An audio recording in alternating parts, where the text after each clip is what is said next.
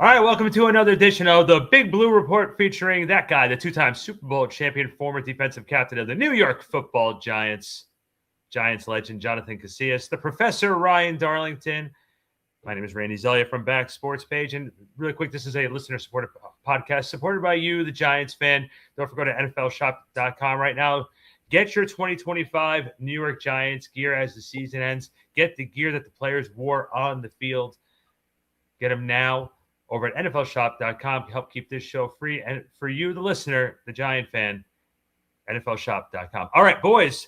So the good news is we beat the Dallas Cowboys. Love it. Finally. Anytime we can beat the Cowboys, it's a good day. Yeah, and they showed Jerry Jones at the stadium, and I couldn't help realize if he was sober or if he was drunk. He was, I don't know, JC, you were at the game, so I when you were watching it on TV, they showed that close-up of Jerry Jones sort of sitting there, and he wasn't really moving. And I was They said he was sleeping. They was like, is he asleep? Is he asleep? No, he's just old, bro. That's it. You got to check his pulse if he's quiet for too long.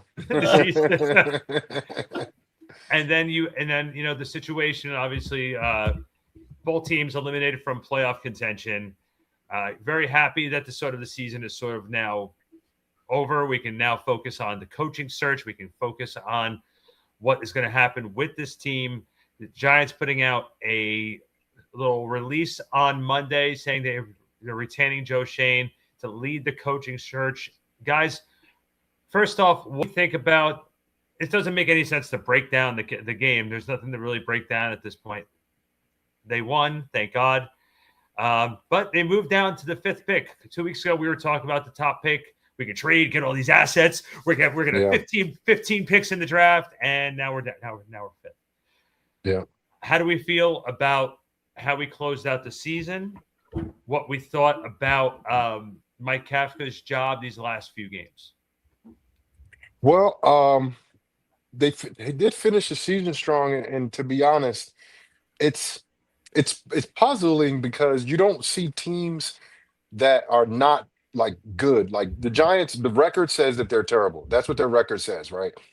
Before the last two games, they were 2-13, right? And teams don't get better like when they're bad like that, you know? This team did. This team got better the last 2 weeks. Yes, it was against the Raiders, who were almost intentionally trying to like lose the game.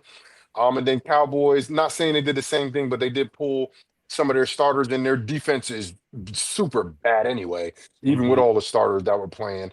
Jadeveon Clowney had a day against us. He did. He had a day, yeah. But I saw different things on film the last 2 weeks than I saw weeks prior. I think Burns capitalized on his phenomenal season. Yeah. Abdul Carter proved that he's figuring in this thing out. Jackson Dart continues to impress me. Mm-hmm. He is, I think, such an underrated passer of the football, but I love how decisive he is. I love how quick he gets the ball out of his hands. That little flip play to Bellinger. That was awesome. That's the extra stuff that he's capable of doing. I just don't think the off-schedule stuff, I don't think people give him enough credit for him playing quarterback in the pocket. He throws the ball. He has a beautiful ball. He layers it exactly how it needs to be layered. He doesn't put the ball in harm's way. Again, this guy, he's a phenomenal young player. I think he is. If they did the draft over, I think he would be the number one pick overall in the draft. I really think he's that good. I think the Giants' future is in good hands. Now we have to figure out the right coach to get the most out of these players, because when you look at the roster, this roster could compete with at least 75% of the league, man for man. You got one of the best players at D tackle, one of the best players at DN, the young DN. Linebackers, Micah coming back is huge. Yes, big. The DBs, even though they brought in two veterans that played good prior, I don't think they had great years this year. Hopefully Flott, can come back. He's been our best corner, besides him being consistently hurt basically throughout his whole career.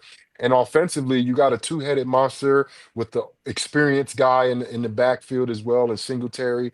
I like the tight ends. Theo Johnson came along strong.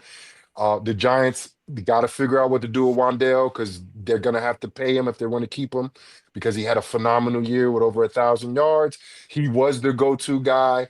A lot of third downs. He had 39 first downs Yeah. himself. That's Yeah, my huge. God. That's huge. A lot of targets, a lot of catches. I wish all of the receivers held the ball, catch the ball a little bit better. I think that would have gave us at least one of those wins, maybe two. Hmm. Um, but this nucleus that they have, man, I like the whole we're not a part of the old, and this is a new regime. They're not there yet, but you get the right guy at head coach that can bring the most out of all of these players. Charlie Bullen, I think, did a better job in Yeah. getting out of those guys on defense, something Shane Bowen, I think, couldn't do. Hmm. And they did finish strong. Yes, it goes against what all of the fans want the Giants to pick number one, but it just doesn't work that way. Like, on some real stuff, what the Raiders did to pull their players like that. I don't think I would feel like I'm with a good organization. Like I No. love the Giants organization. And if they did that, like I'm like, I don't think I can hold them to the high regard that I have them as right now. Because the players are always going to play their butts off. They're always going to try to play to win because none of that stuff postseason benefits them at all. It helps the Right. team, but Yep. they might draft somebody to replace you. That's right. That's Yeah. why You was Max laughing Crosby. and not playing your hardest. Yeah, that's why Crosby was so pissed. That's why he might actually ask for a trade. I mean, you set yourself up when you do stuff like that. You set yourself up for bad things because it's short sighted, right? One of the reasons why I wasn't all that upset by the last two games, right? The wins that we got in those last two games is that it meant that we finished the season on a high, right? Yeah. And that does a lot of things for your locker room. It maybe makes those guys that would potentially be like, fuck this place, I'm out because we can't win a fucking game. Maybe it makes them say, well, maybe there is something here that if I just wait a little bit longer, it might actually be something good, especially if we get the right head coach. I think the right head coach means so much to this organization, not only in terms of Jackson Dart's development and getting the best out of all the players, but also attracting people to the team, keeping people that you don't want to let go, right? Maybe, a better coaching hire because you've got the right guy in the head spot, right? Maybe Jackson Dart's development even goes a little further. I think Mike Kafka does deserve quite a bit of credit for cleaning up the mess that was left when Brian Dable left, right? He had 7 games? So he was 2-5. He lost the first 5. But listen, there was a huge mess that he had to clean up. And there was some things that he had to do to figure out the whole head coaching bit himself. To do that in 5 games and actually have a couple of wins after the end of it, I think he does deserve a little bit of credit for that. I don't know if it's enough to keep him as a head coach, right? Yeah. But he did move the needle. And that's an important thing because it's going to mean something for him elsewhere as well. And I think that's a good thing. I saw him last week, Ryan, at the facility, and I had a brief 5-minute conversation with him. And I told him that I was happy that he was able to get the most out of Abdul. Yeah. And he was basically telling me, like, yeah, bro, like he's a phenomenal player, but he needed somebody to tell him, like, these are things you got to be a pro, bro. Like, and it sucks because they didn't get it out of him earlier. Mm-hmm. He's second on the team in sacks, guys. Yeah. That's crazy. He only got 4, and he had all of those in the last 4 weeks. That's right. But that's the problem. That has been the problem with the Giants. They're allowing things to happen that we're not always seeing. Yeah. And then we wonder why he goes the first 10 weeks with only a half a sack. Mm-hmm. The kid wasn't a real pro. He thought he was in college. Everybody was giving him props and praise and, like allowing things to slide, but like when you get to the NFL, man, and this is why I miss the most about the NFL. Probably, not the most. One of the things I miss a lot about the NFL is the professionalism of basically everybody involved, and these are the best players in the world playing this game, and they're the best pros too. Like they handle themselves accordingly. They're on time. They're always prepared. They're doing extra work. They're studying extra film. Like they're putting in the work, and then you see a product on Sunday that goes from everything that they put in. That being said, the Giants just haven't been putting out a good product the last few years. And I think that goes down to coaching. Mm-hmm. Yes, the players got to execute, but if they don't believe, and I've said this to plenty of people, Ryan and Randy, if you don't like your boss, if you don't respect them, Yeah. are you gonna go to work and give extra effort? Are you you're gonna stay later? No. You're Hell gonna do no. what you need to do to not get fired, so you can get your check and feed your family, but you're not doing anything extra. And I think that was the case for the Giants, possibly the last 2 years, where they didn't have the respect that is needed for a nucleus, for a team, for a head coach, for the defensive coordinator. And then when those guys left the building, I think you've seen things kind of straighten up a little bit, Yeah. which goes to show you, I think the firing was correct. It might have been, people say, oh, it's not correct to fire in the middle of a season. When is a good time to fire someone? It's never really a good time to fire someone. You know, you got to put a halt to this madness that we've been seeing, these games that we just keep on losing. And the Giants, one of the worst teams in the league over the last 3 or 4 years. It has to change. As soon as John Harbaugh came on, I walked into the facility yesterday. I was like, "Hey, did John Harbaugh come in today? Is he coming See in?" it today? You know, for me, I don't really know him personally. Of course, I never, spoke to the guy ever. But from what he's built over there in Baltimore for the last 18 years, I Yeah. would love for a guy like that to come in, to establish, because he has culture, he built culture, Uh-huh. and he can come in here, I think, and guys will respect him off rip, and then of course he got to lay the law down, do what he need to do. But I like John Harbaugh, out of all of the guys. And if you think about the coordinators that are still coaching right now, there's some possibilities there. But the three coaches right now that are available, for me, John Harbaugh is the cream of the crop. Well, let's talk about that for a second, Yeah. because I've been chomping at the bit to talk about this. So I have the plus and minus, the pluses and the negatives of Harbaugh. Pros and cons. Pros and cons. Okay. Look, like you just said before, he's been in Baltimore for 18 years. He knows how to build a culture. Like, if you look at the coaching positions available, obviously Baltimore is one of the most attractive ones now because of what they have between Derrick Henry. They're a win now team with Lamar. And, what I mean? So you need to have a veteran coach go in there you're not putting a rookie coach in Baltimore. What makes the Giants' job, like you just said before, so attractive is all the young pieces and the young nucleus you have. And you need to have a right guy driving that bus. The one thing that scares me about that is he's in his 60s, and you're not looking at a big window as him as a coach. And so what the issue I have with that is you're going to set the culture, then you're going to bail. Now, Ryan and I were having this conversation earlier today about Stefanski. He could be a long-term solution. What scares me is he's just been around a lot of losing. That you look at what the situation he's been in. Ryan Stern, our producer, who's not here with us tonight, had kept on saying, he's like, well, he got strapped with Deshaun Watson and a lot of like really bad management and all these different things. So that's the reasoning for it. But at the end of the day, as a coach, you're still what your record says you are. Yeah. Brian Dable was here for 4 years. He had one good season, but at the end of the day, you're not looking at the one good season he had. You're looking at the overall record, body of work. Yeah. So you're looking at that whole, and not only that, but JC, you know this too. Players talk. Yeah. Players talk. So, at the end of the day, what I like about the idea of Harbaugh is just the fact that you're getting a disciplinarian in here. You're setting a culture from a guy who's won a Super Bowl, which is a key, which is a big thing. The bad part is how long is it going to be here? How long is he going to be here? And can he set a culture from the staff that he brings in that he'll be able to pass it on to? So that's the important part. The staff that he brings in, right? Because you're right. I mean, it's going to be up to him as far as how long he wants to coach in the NFL. 18 years is a long time to do any job, much less one that's as stressful as head coach in the NFL. But he loves it to the point where as soon as he's done with one, he's in the mix for another. He's going to give himself a week to relax, right? And then he's going to start doing some interviews next weekend or next week to actually get back in there and do what he's going to do. By the way, the Giants have booked theirs already with him. Yes, they have. And God bless him, because I think that's a good idea to talk to that dude. But, I mean, at the end of the day, what really matters, what the juice that Harbaugh brings is the immediate credibility. right?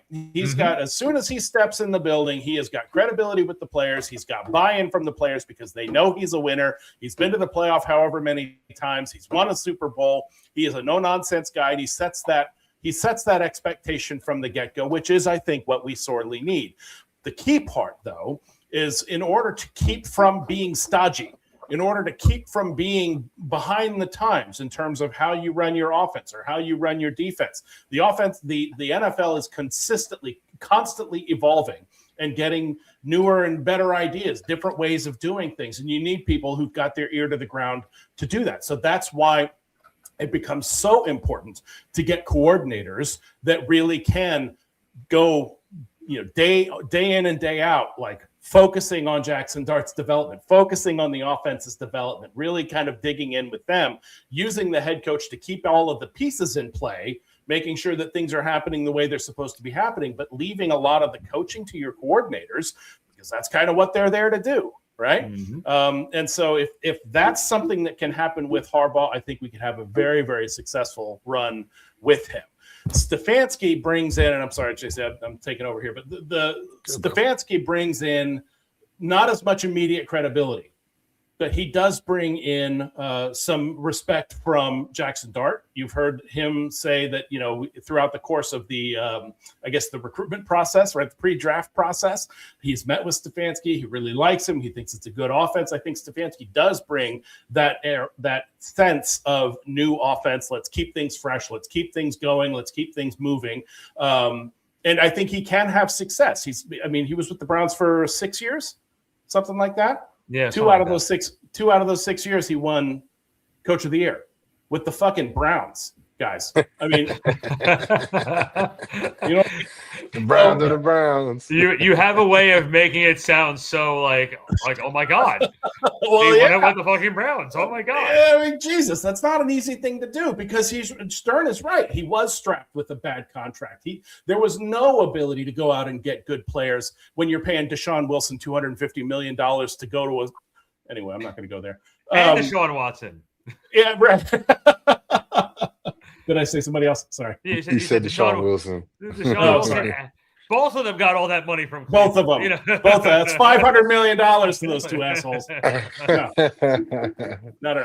But I guess quite frankly, I would be happy with either of those guys for those reasons, right? Because they each bring something a little different to the table, and it is possible if the players buy in.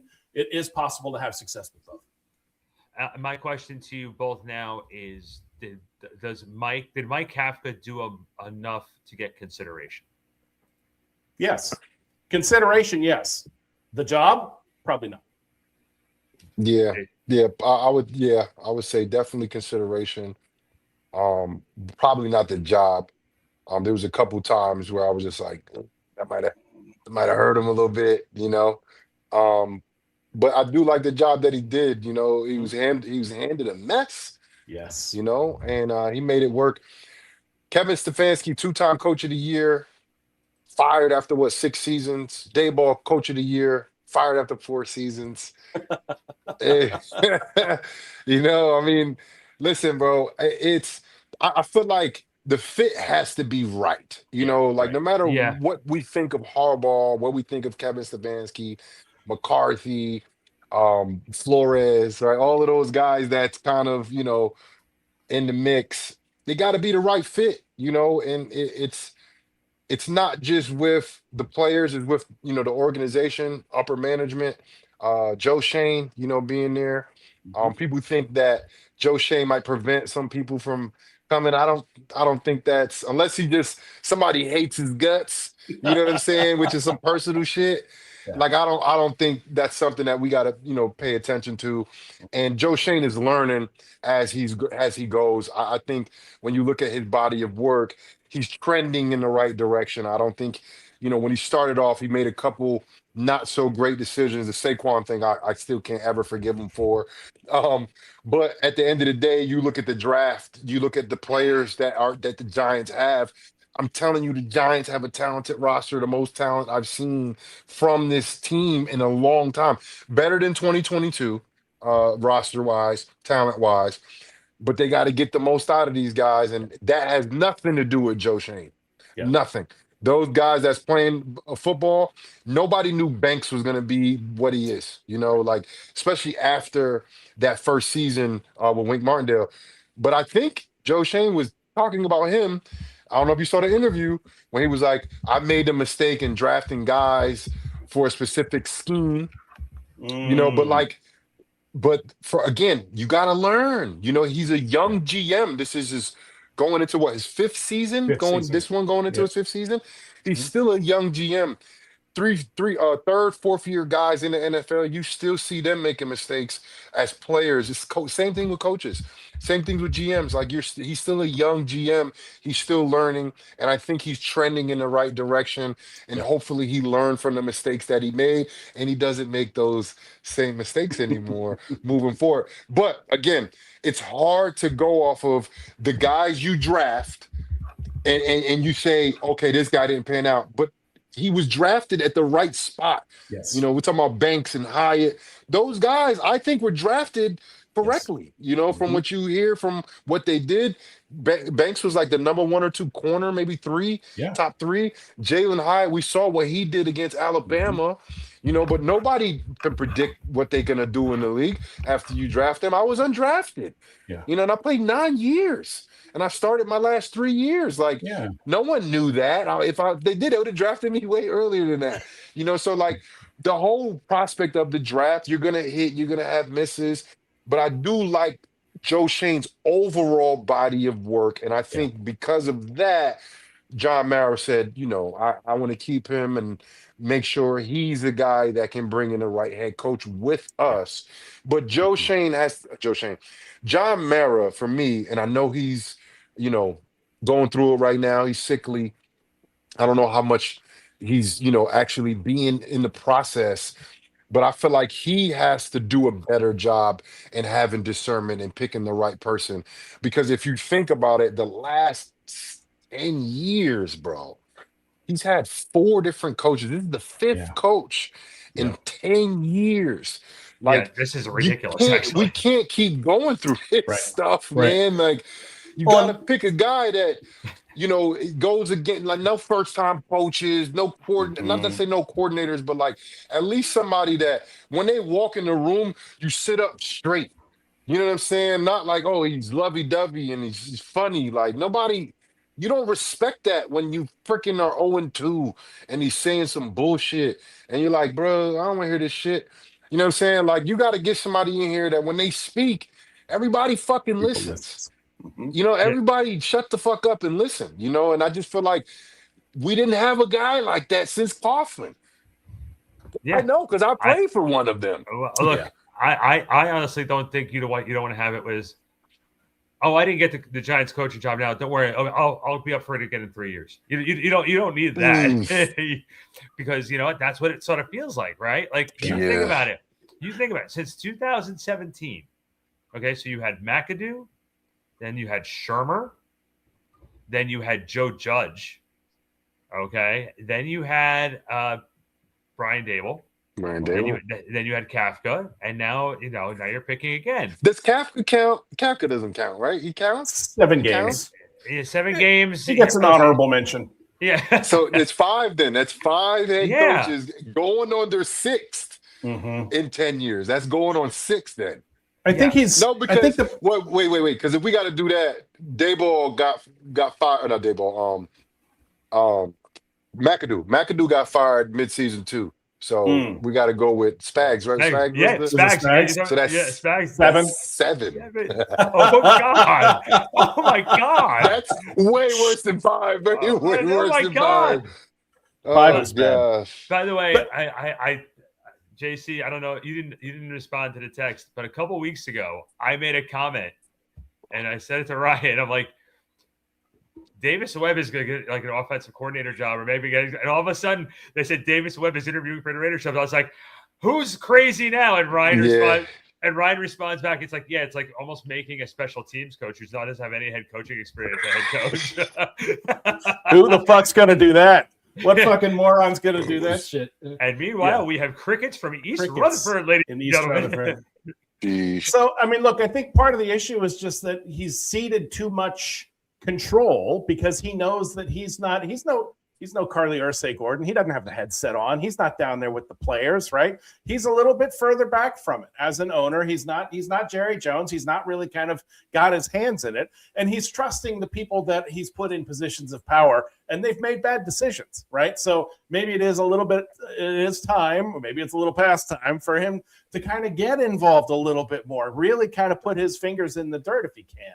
Look, Ryan, Yeah. the first Eagles game last year, right? Mm-hmm. Last year, the first Eagles game was a home game, right?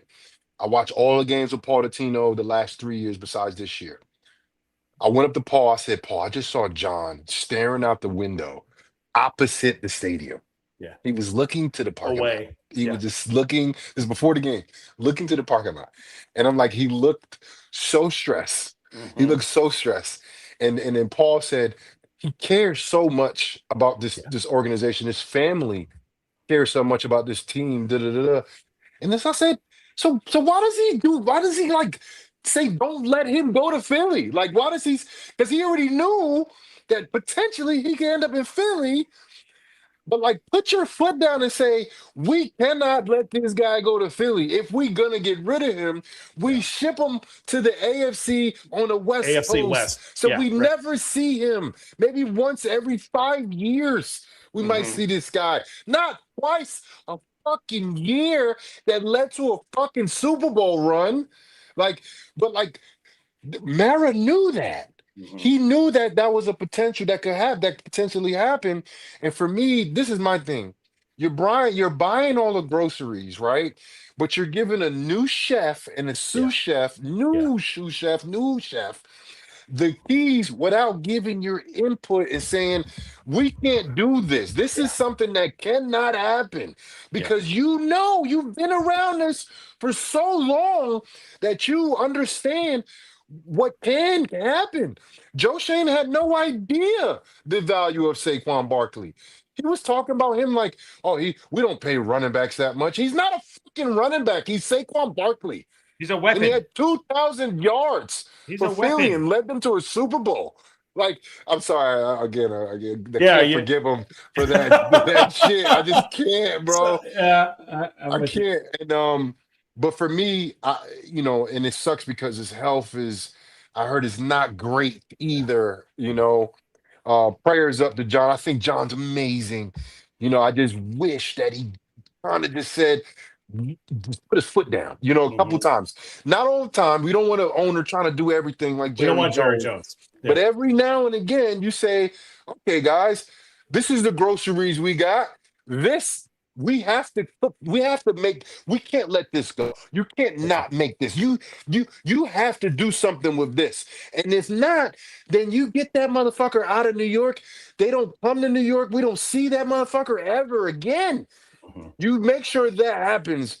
And Dottino was telling me that back in the day, Wellington Mara and was it George Young, the GM back in the day, that they basically signed off on the rights to like make decisions to the GM as a family. And I'm like, yeah, but that was a long time ago. And they didn't have Saquon Barkley on their team. You know what I'm saying? The statutes of limitations have worn off on that deal. Right. But that's why it's important to have somebody that's kind of hip with what's new. Let's do things a little differently, because if it's not working, we have to change it. We have to change up and down the organization, right? It's not something that just, okay, you fix this little part and everything will go right. The last 15 years, the records that we've put together, the amount of coaches that we've had that we just went through, the amount of GMs we've had that we've gone through over the last 10 years. All right, we'll go 10 years. The last 10 years, right, with all of that nonsense, it doesn't go bad because just a couple pieces of your organization aren't functioning the right way. It goes bad because the whole fucking thing is rotten, and everybody needs to shift. Everybody needs to change their mentality and how they do things. Guys, it's very, very simple. When Eli Manning was the quarterback, they were too busy thinking about plugging the holes to keep the boat going instead of taking the boat out of the water to rebuild it. And that's a good analogy. Okay. And right now, that boat has never been fixed. That boat has never been fixed. I will tell you, we've spoken about this before, and we broke it down. The draft that Joe Shane has done, the drafts he's done since he's been here. 2022, mixed bag. 2023, terrible. 2024, solid draft so far from what we see. 2025, solid Knocked it draft. out of the park. Okay. Yeah. And you know as much as I do, when you sign some free agents and you're having a bad year, no matter what, it's always going to look like a bad signing.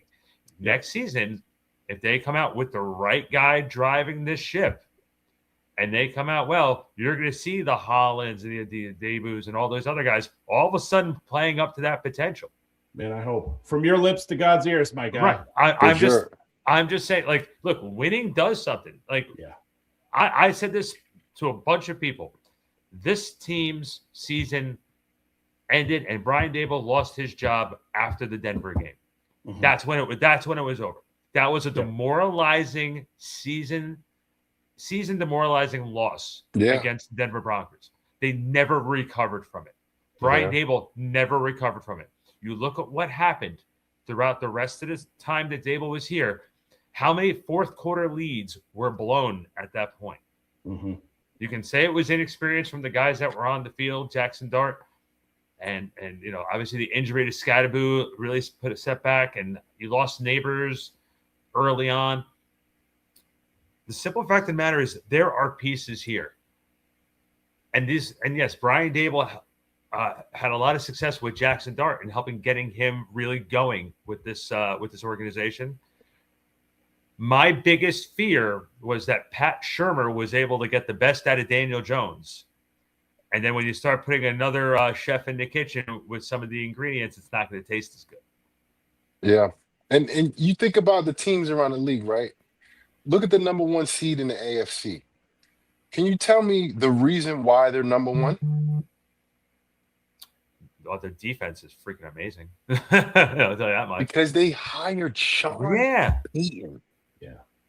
And he cleaned house. Like he didn't give a fuck what it cost the organization. He cleaned house. Took a huge financial hit when he let Russell Wilson go, right? And he didn't give a fuck because he knew he was on the right track. And look where they are. And you look at that team play, they're not as good as their record. I'm sorry, they're not. I don't know how the fuck they got the number one seed, but they did. You know why? Because they won a lot of games. If you think about Sean Payton, situationally, he's one of the best coaches in the league. Mm-hmm. And when it comes down to winning games, most of these games are close games. It comes to the end of the game. Can you play good situational football at the end? Let's say the end 8 minutes of the game. Can you play great situational football? Think about our game against Denver. What happened, right? We scored 14 points in the fourth quarter and still lost. Yeah. Like the stat that keeps getting me, the one that I keep coming back to, and I think I'm going to come back to, I'm going to wake up in a cold sweat thinking about this for the rest of my fucking life. 1,602 teams prior to us going into that situation, up by, what was it? It was up by 18 points with 6 minutes left in the game or something like that. Literally, that situation happened 1,602 times before. Every time the team that was up won the game. Now there's been 1,603 times when that happened, and one fucking team lost that situation. And who is it? Sorry, New York. The amount of terrible records that the Giants hold is crazy. Oh my God. Like this year, they were talking about when they played the Raiders, it was like this is the first time two teams have played from 9-game losing streaks consecutive years. Like, bro, why? Where did that stat even come from? Like, we're making up stats that are terrible. I thought they were good stats that they made up, not terrible stats. This was the first time they had a game where the teams were having a competition on how many people they can make inactive. To see who can get the number one pick. Like, this shit is crazy, man. Yeah, it's like crazy.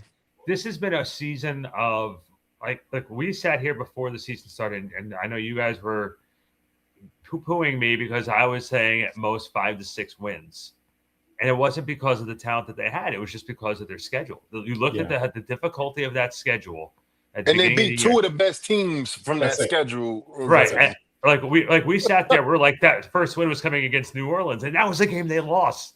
Mm-hmm. Yeah. Yeah. 5 straight turnovers. After 5 straight. they won a couple. Yeah. We That can was pick wild. We can pick each of these games and talk about the calamity that has happened during those games. You know what I mean? I think that the saddest part about the season, though, is just the unrealized potential. We do have talent on this team. It is going to be a different ballgame when we get Scatteraboo back, when we get Neighbors back. Neighbors played a half a football game, right? Before he went out with Jackson Dart. Jackson Dart and Malik Neighbors have been on the football field for exactly one half of a football game, right? That's crazy to think about. It's nuts. So when he comes back, it's going to be a whole new thing. When Scatteraboo comes back, it's going to be a whole new thing. I think we would retain Singletary. I think we do. I mean, Tracy's under contract anyway. We got a 3-headed monster back there. The line is actually starting to come along. And if we can add a couple of pieces on the interior of that, we've got something going there. We've got some very good young defensive players. Even if we let some of the guys that are a little bit more high-priced go on the defensive side of the ball, and I think a lot of people know who I'm talking about there. But at the even if we are able to do that, we've still got a good, solid nucleus of talent if we can get them to realize their potential. And that's what we've been talking about the whole time. We need a corner, bro. We need a corner. No, you're absolutely right. Corner. Like either free agency or through the draft. We need a top tier corner. When I was playing for the Giants in 2015, right, we had the worst ranked defense under Spagnuolo. Right, we brought in Janoris Jenkins, Jack Rabbit, and we brought in Eli Apple as a rookie. And I don't really like Eli Apple. I don't think nobody likes Eli Apple, but he actually was a good football player when he played football. Like when he played football, he was actually good. He was tall, he was long, he could cover. He was fast. But like he would just pick and choose when he would play. Yeah. But like because we had 3 corners that were top here, including the young Eli Apple, Janoris Jenkins, I don't know, had like 5 or 6 or 7 interceptions. DRC, he can cover anybody, tight ends. He was big and strong. They moved him inside. Like you need corners in this league. Why is Denver so good? Why has Denver been good over the decades? Let's say the last decade that Denver's been good. They've always had a good corner. They've always had good defensive backs. This league is a passing league. You need to affect the passer. How do you do that? You got to get capable pass rushers, and you have to get good cover guys. Smart guys that's back deep, and really good guys that are playing. And I truly believe this, Ryan, the receivers in the NFL and the defensive ends are the best athletes in the world. They're big, they're strong, they're explosive, they're fast. Look at DK Metcalf. He can run a fucking sub 10-400, and he's 230. Like, you know what I'm saying? Nuts. Like, you have to have corners to cover guys like that. The Giants don't have a guy like that. Fly is kind of like that. How much has he been hurt? That's the tequila. How much has he been hurt the last few years since he's been drafted? You know what I'm saying? So the Giants need a number 1 corner. They have to find that guy. It's not Paulson and Debo. I'm sorry. No, it's you're not right. him. It's you not. know what else? Go ahead. Go ahead. No, you go, Ron. I was just going to say the other thing that I think is important that we have been missing because we haven't seen it the last few years is that we need a defensive scheme, a defensive coordinator that's going to outsmart people. Right? We need a guy like Brian Flores. We need a guy that's going to be like a Vic Fangio. We need somebody that's going to be cerebral enough to do things that confuses the fuck out of a veteran quarterback, makes him make a mistake. We haven't done that. I mean, I think that was one of the big knocks on Shane Bowen is that it just wasn't. You got 3 good quarterbacks in this division, Ryan. 3 good ones, really good ones. You know what I'm saying? So at the end of the day, how can you help yourself out?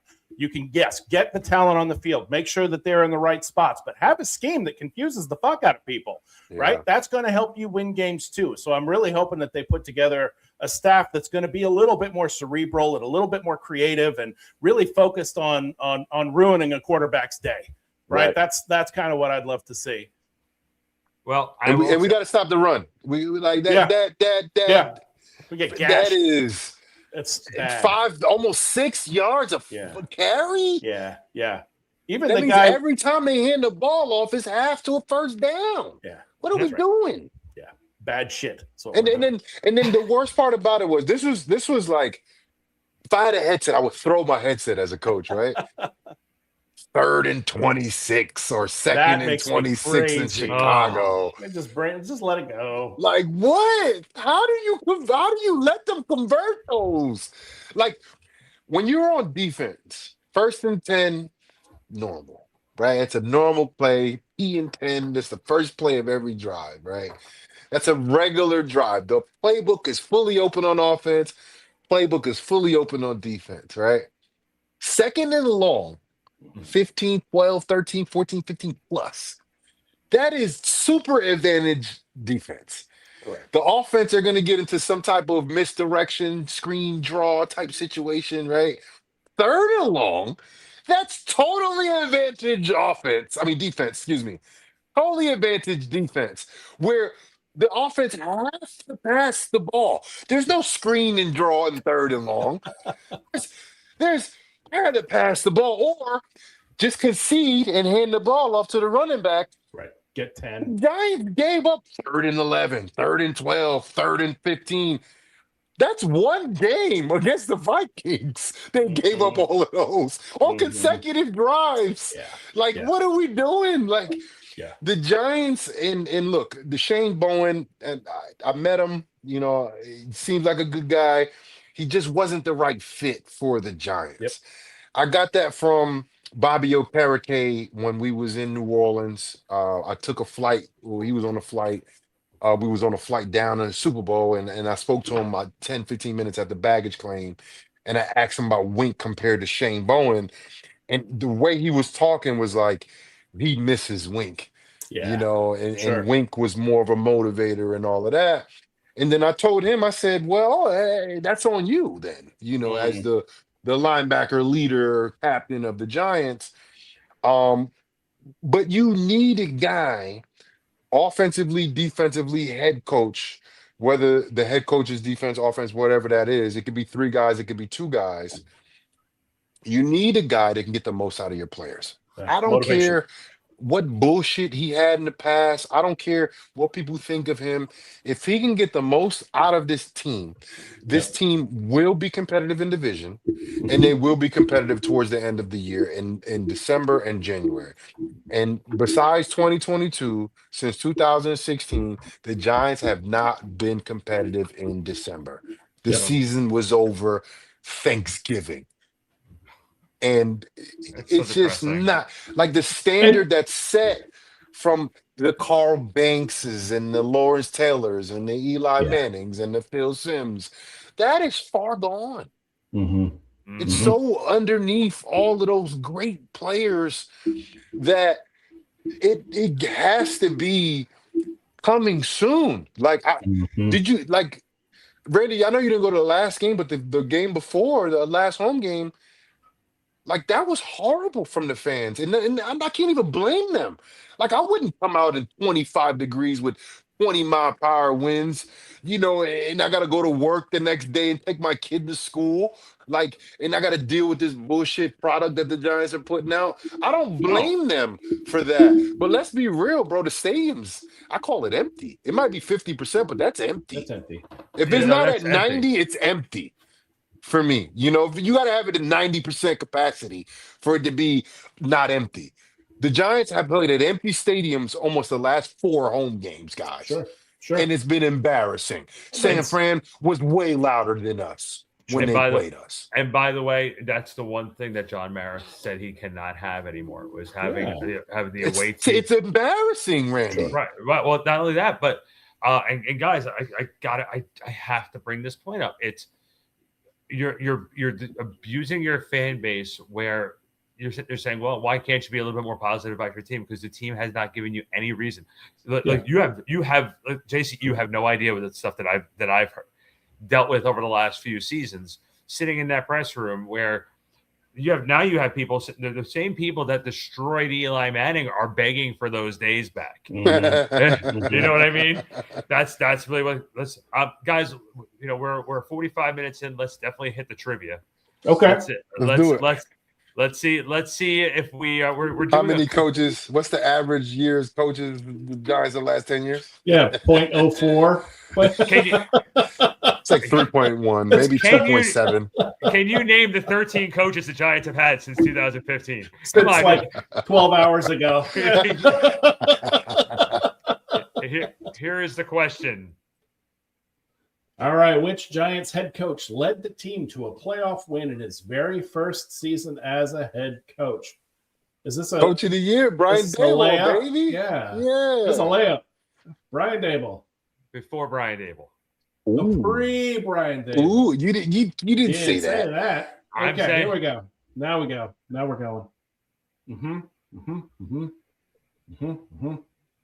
Who won the first game? I know who. I'm tempted to pick a guy that you might not think that I would pick because I think you got put in there as that one that you're throwing us off with. Oh, I'll put it back up. Sorry about that. There you go. Who are you thinking, Ryan? I was thinking Ben McAdoo, right? Just as the guy that's going to be throwing us off, but I didn't think that was going to be the right guy. So let's go. Thanks, man. Let's go see. See Dan Reeves. I'm going to see Dan Reeves too because I know Ben McAdoo didn't win a playoff game. All right, so. Editor's note, that question might have been too soon for JC. Right. It's all right. I'm okay with it. Okay. Listen. I don't want some playoff games now. I don't want to come with Super Bowl. Okay. The answer is Dan Reeves, ladies and gentlemen. Boom. Yeah. You know why, Ryan? I knew that. First of all, I was playing on a team that Ben McAdoo covered. He did go to the playoffs, but we lost. Mm-hmm. And I feel like I've watched so much about the Giants' history that I've seen both Parcells and Coughlin take over and not do good their first years. Sure. Have to get it together. So that's why I was like, got to be Reeves because I don't think Parcells or Coughlin were great when they first took over as head coach for the Giants. And not only that, but Reeves took over Parcells' team, and it was already still had Phil Simms. What year was that? I believe that was, 90. Was it 91 or 92? Because they won the Super Bowl in 90. In 90. So I think it was 92 because eventually, Parcells. It says 93. Really? 93? I'm looking up right now, 93. So it was a couple years after the Super Bowl. Yeah. But still, Reeves. Yeah, Reeves was. Hey man, he was underrated, man. Reeves, well, but I mean, look, that's another thing that we that is important to note, right? You have a tradition of good coaches. You've got Parcells, you've got Reeves, you've got Fossil, you've got Coughlin, you've got these guys that need to be in place, right? You look at Parcells' offensive and defensive coordinators; they were amazing. Bill Belichick. Mm-hmm. I mean, those coaching trees. There's a reason why there's a tree there. You know what I mean? There's branches there because those coaches have had success. It's just been a really good thing. So, I mean, we can scream from the rafters, who we think it ought to be, but we all know that it needs to be somebody that can get the attention of these players.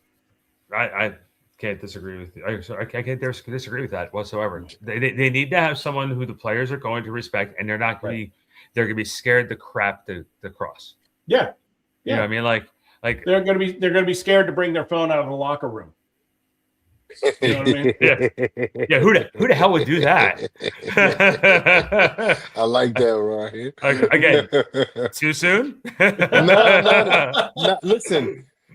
I'm gonna be honest with you. I miss football so much, and people were like, "Yo, you feel like you can get out there and play?" No, I definitely don't feel like I can play. I'm 38 and I haven't played in 8 years, so no.